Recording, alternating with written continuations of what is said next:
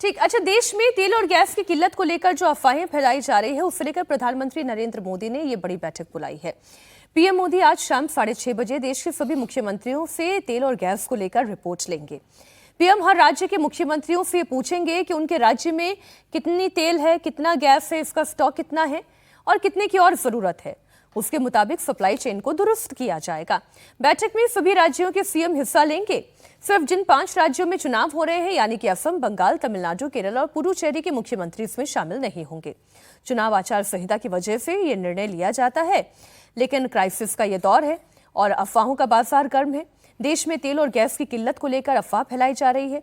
Petrol pump पर अभी तक भीड़ नहीं थी, हम केवल सिलेंडर्स के लिए भीड़ देख रहे थे, लेकिन बीते 4 दिनों से हम देख रहे हैं कि पेट्रोल पंप पर भी बहुत भीड़ है। गैस एजेंसीज के सामने की स्थिति जो है वो भी मैं आपके सामने रख रही हूं। आप इसे नजरें तो नहीं चुरा सकते।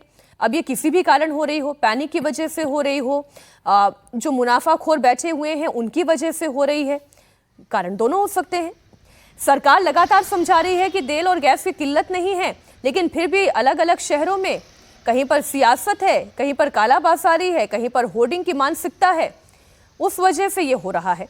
बंगाल में चुनाव है तो सीएम ममता बनर्जी भी कह रही हैं कि देश में लॉकडाउन लग सकता है।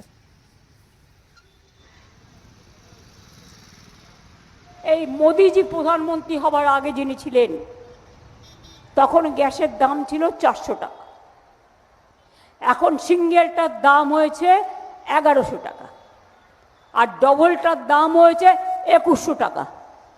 মানুষ গ্যাস খাবে না খাবার খাবে? পেট্রোলের দাম বাড়িয়েছে, আবার অ্যালার্ট করেছে। ওনাদের অ্যালার্ট করার মানে তো আমি বুঝি, লকডাউন টকডাউন করবে কিনা ভাবছে কিনা জানি না। করলে করবেন, লকডাউন করে মানুষকে ঘরবন্দি করে রাখবেন, মানুষকে ঘরবন্দি করবেন, মানুষকে নোটবন্দি করবেন, মানুষকে ভোটবন্দি করবেন, মানুষের নাম কেটে দেবেন। জেনে রাখবেন কোভিডের সময় লকডাউন ছিল, আমরা 21 সালে কোভিডের মধ্যে যদি লড়াই করতে পারি, যে কোনো পরিস্থিতির মোকাবিলা করে লড়াই করবার জন্য আমরা রাজি আছি। ये ममता बनर्जी क्यों भ्रम फैला रही हैं कि लॉकडाउन होने जा रहा है? वो तो मुख्यमंत्री हैं, उन्हें तो अपनी जनता को संबोधित करना चाहिए कि कोई पैनिक नहीं है। एकदम नहीं करना चाहिए। उनको जो एक जिम्मेदार अपोजिट लीडर की तरह व्यवहार करना चाहिए। वो भले देश में अपोजिशन है, वहां तो उनकी सरकार है, अगर वही पैनिक करेंगी। और ये बार बार आप सुनिए, सिर्फ एक बात उनके हर भाषण में होता है, लोड़बो लोड़बो। अरे कितनी लड़ाई करनी है आपको? आप लड़ाई करिए, आज चुनाव हो रहा है, चुनाव लड़िए। इसमें जनता को बार बार ये कंफ्यूजन कर, ये उसकी मेमोरी याद दिला रही है। और उस समय हम कैसे जीत गए थे लॉकडाउन के बीच में। ये हर चीज को state versus centre, Modi versus Mamata, Modi versus Didi, ये बनाने की कोशिश में ये कर रही है। ये कोई जिम्मेदारी भरा व्यवहार इनका नहीं है। अभी जो जिन चीजों पर हम लोग बात कर रहे थे उसमें 1-2 चीजें और उसमें ऐड करनी चाहिए है कि अभी जो सरकार ने एक्साइज ड्यूटी घटाई है, इसका कोई लाभ तत्काल जनता को नहीं मिलने जा रहा। मतलब दाम नहीं कम होंगे, पेट्रोल डीजल के दाम कम नहीं होने जा रहे, बढ़ेंगे नहीं।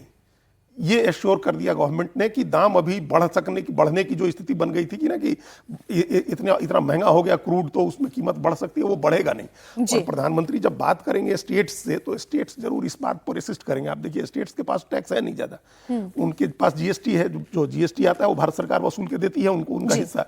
उसके बाद उनके पास सिर्फ पेट्रोल डीजल और शराब का टैक्स आता है।